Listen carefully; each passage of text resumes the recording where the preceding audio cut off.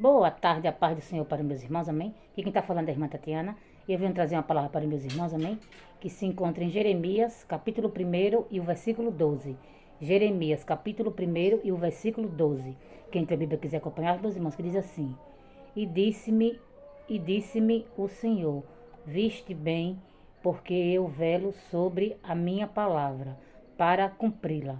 Só até aqui, meus irmãos. E Deus está falando para mim, para você nessa tarde, meus irmãos, é que quando ele fala algo para mim, para você, meus irmãos, ele vai cumprir, meus irmãos. Porque Deus, ele vela pela sua palavra, meus irmãos. Porque Deus, ele não é homem para que minta, nem filho de homem para que venha se arrepender, meus irmãos. Porque quando Deus fala que vai fazer algo na tua vida, ele vai fazer, meus irmãos. Só que é no tempo dele, meus irmãos. E que você venha descansar no Senhor, meus irmãos. E confiar no Deus que nós servimos. Porque o que ele falou na tua vida vai se cumprir, meus irmãos. Porque Deus é fiel, meus irmãos. E quando Deus mostra algo para mim, para você, meus irmãos, que você não venha falar para as pessoas que não têm visão espiritual, meus irmãos. Porque quem tá na carne, meus irmãos, não entende quem está no espírito, não. Porque quando Deus fala que vai fazer algo na tua vida, meus irmãos, a gente fala para pessoas que não tá no espírito, meus irmãos, não entendem. E acho que Deus não vai fazer na tua vida.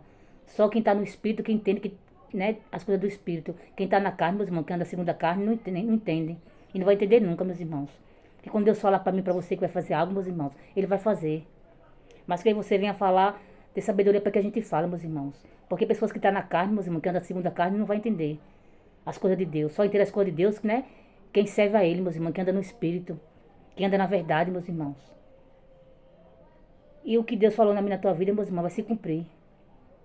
Porque Deus é fiel, meus irmãos. Só descansa no Senhor, meus irmãos.